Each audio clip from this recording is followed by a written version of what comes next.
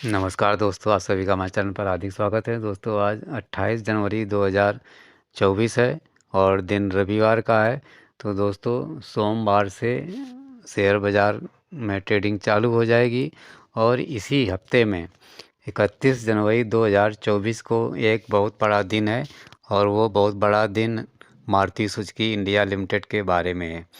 तो दोस्तों, 31 जनवरी 2024 दिन बुधवार को मारुति सुजुकी अपना Q3 फाइनेंशियल ईयर 24 के रिजल्ट्स घोषित करेगा। तो दोस्तों, मारुति सुजुकी में जो इस Q3 के रिजल्ट्स में कुछ हंगामेदार आसार रिजल्ट्स के नहीं आ रहे हैं और जो दमदारी होनी चाहिए थी मारुति सुजुकी में, वो थोड़ा पिछड़ती हुई दिखाई दे रही है। तो दोस्तों, चलते हैं सीधे मारुति सुजुकी इंडिया लिमिटेड्स के Q3 के रिजल्ट्स के बारे में जानने के लिए। तो दोस्तों, हमें इस निष्कर्ष पर निकलने के लिए कि रिजल्ट्स कैसे होंगे, हमें मारुति सुजुकी के थोड़ा सेल्स डाटा पर नज़र डालनी पड़ेगी।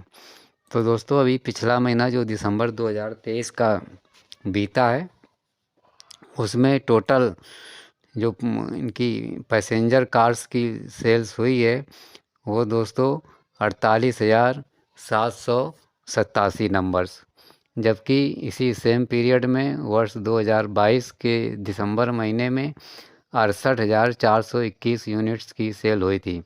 तो पैसेंजर्स कार के मामले में दिसंबर महीना इनके लिए अच्छा नहीं रहा, सेल्स में काफ़ी गिरावट दर्ज हो रही है। और यदि टोटल सेल्स और डोमेस्टिक में स्पोर्ट सहित मिला करके बात की जाए तो दिसंबर 2023 वाले महीने में 1,37,551 यूनिट्स की सेल हुई है, जबकि उससे पिछले साल वर्ष 2022 वाले दिसंबर महीने में 1,39,347 यूनिट्स की बिक्री की गई थी। तो इस तरह से मारुति सुजुकी का दिसंबर महीने में स्पोर्ट और डोमेस्टिक दोनों मिलाकर के भी सेल्स इस बार दिसंबर महीने में कम बैठ रही है। तो साफ जाहिर है, जब सेल्स कम होगी तो रेवेन्यू कम होगा और रेवेन्यू कम होगा तो प्रॉफिट भी कम होगा। अब दोस्तों, कुछ नज़र डालते हैं पिछला जो अभी Q2 रिजल्ट्स आया है मारुति सुजुकी का, वहाँ से भी थोड़ा हेल्प लेते हैं कि इनका Q3 का जो वर्तमान फाइनेंशियल ईयर का रिजल्ट्स आएगा उसमें क्या बदलाव हो सकते हैं। तो दोस्तों, क्वार्टरली रिजल्ट्स अभी जो पिछला Q2 सितंबर 23 का आया था, उसमें टोटल इनकम हुई थी 37,906 करोड़ की, जबकि उससे पिछले साल वाले इसी सितंबर Q2 में 30,543 करोड़ की सेल हुई थी।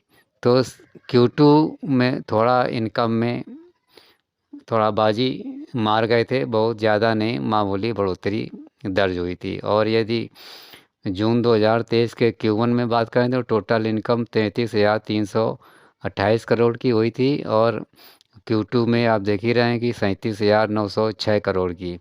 तो यहाँ पर भी थोड़ी सी नॉमिनल बढ़ोतरी टोटल इनकम में नज़र आ रही है।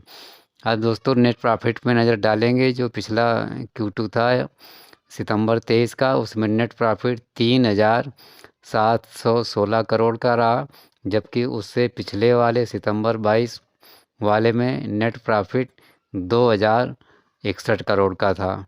तो इस तरह से नेट प्रॉफिट में तो काफ़ी ज़बरदस्त जंपिंग दिखाई दे रही है ईयरली बेसिस पर।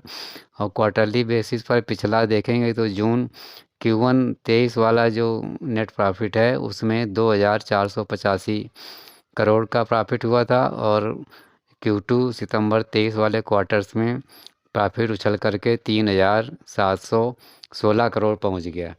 तो नेट प्रॉफिट के मामले में क्वार्टरली और ईयरली बेसिस पर पिछला जो Q2 था वो काफ़ी शानदार रहा था। तो दोस्तों, जो अब एक्सपेक्टेशंस हैं इस समय मारुति सुजुकी के Q3 में, दमदारी उतनी अच्छी नहीं दिख रही है, क्योंकि दोस्तों सेल्स डाटा उतने बेहतरीन नज़र नहीं आ रहे।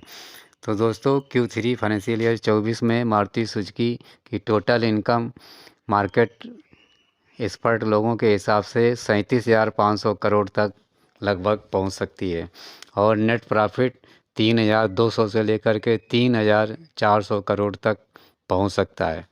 तो दोस्तों ये फिगर्स एस्टिमेटेड है और ये फिगर थोड़ा ऊपर नीचे भी हो सकती है, लेकिन जो उम्मीद की जा रही है वो इसी रेंज में की जा रही है कि बहुत धमाकेदार रिजल्ट्स नहीं आने वाला है।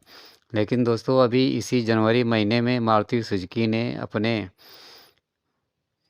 प्रोडक्ट्स की जो रेंज है उनमें सभी में अब थोड़ा प्राइस इंक्रीज किया है और वो प्राइस इंक्रीज 0.45% से किया है और वो एक शोरूम दिल्ली का बेस मान करके किया गया है और ये 16 जनवरी 2024 से अब लागू हो चुका है।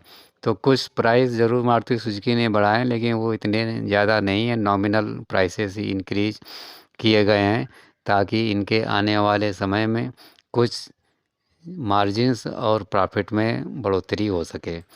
तो दोस्तों जो अभी रिजल्ट के एक्सपेक्टेशन है उसके हिसाब से जो इसके शेयर्स में थोड़ा उतार चढ़ाव का रुख देख सकते हैं, उसमें सबसे पहले हम जानेंगे कि अभी लास्ट क्लोजिंग मारुति सुजुकी के शेयर्स में क्या बनी है।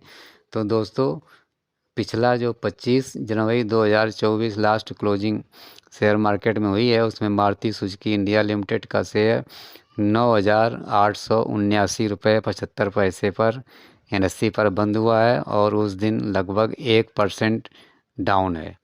इंट्राडे के चार्ट में भी देखेंगे तो आप सुबह से लेकर के शाम तक गिरावट का रुख ही बना रहा, इसी उम्मीद में कि मारुति सुजुकी इंडिया का जो 31 जनवरी 2024 को रिजल्ट्स आना है वो उतना बेहतरीन नहीं हो सकता, वरना तो इसके शेयर्स में लगातार तेज़ी बनी रहती। और दोस्तों इसका 52 वीक्स हाई जानेंगे तो 7 दिसंबर 2023 को 10,932 रुपये 85 पैसे था और मारुति सुजुकी का 52 वीक्स लो 20 मार्च 2023 को 8,130 था।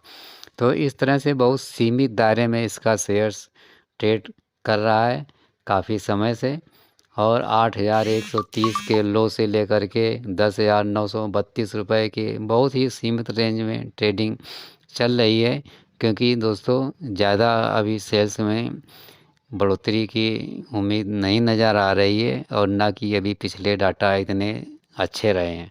तो इन सबको मद्देनज़र रखते हुए मारुति सुजुकी इंडिया का शेयर अभी इसी रेंज में थोड़ा दबावपूर्ण की स्थिति में रह सकता है और ये खिसक करके आपको 9,800 और 9,700 की लेवल तक अवेलेबल हो सकता है, जिस हिसाब से मार्केट कंडीशंस चल रही हैं। तो इसका शेयर्स जब नीचे गिरावट पर आए तभी माल को धीरे धीरे बटोर सकते हैं, लेकिन अभी मेरे हिसाब से 2 से 3 क्वार्टर्स में अभी और इंतज़ार करना होगा मारुति सुजुकी की इंडिया में, जिसमें तब नए निवेशक थोड़ा इसमें हाथ डालें तो ज़्यादा अच्छा रहेगा कि फिर इसमें इसके सेल्स डाटा में क्या बढ़ोतरी और क्या घट बढ़ हो सकती है। तो दोस्तों मारुति सुजुकी में जिन लोगों की शेयर्स की होल्डिंग है वो बना के रखें, बहुत दमदार कंपनी है, इसमें कोई शक नहीं है दोस्तों। 3,10,622 करोड़ की मार्केट कैपिटलाइजेशन है इस समय, बहुत बड़ी कंपनी, नाम से ही सभी लोग जानते हैं मारुति सुजुकी इंडिया का जो शेयर होगा वो वास्तव में दमदार ही होगा। 9,880 रुपये के आसपास चल रहा है, तो कोई छोटा शेयर नहीं है और मार्केट कैपिटलाइजेशन भी अच्छी है। तो इन सब को देखते हुए आप गिरावट पर ही माल खरीदें, अभी फ़िलहाल इसमें नई एंट्री के लिए बहुत अच्छा मौका नहीं दिखाई दे रहा है। तो दोस्तों मेरी तरफ से आप सभी लोग मारुति सुजुकी इंडिया के शेयर्स में लॉन्ग टर्म और शॉर्ट टर्म में अधिक से अधिक लाभ कमाएं और साथ ही जो आपका इन्वेस्टमेंट है वो कई गुना आगे बढ़े, ये मेरी हार्दिक शुभकामनाएं रहेंगी। दोस्तों वीडियो अच्छा लगा हो तो लाइक ज़रूर कर दें, शेयर भी कर दें और हमारे चैनल को भी सब्सक्राइब कर दें। धन्यवाद।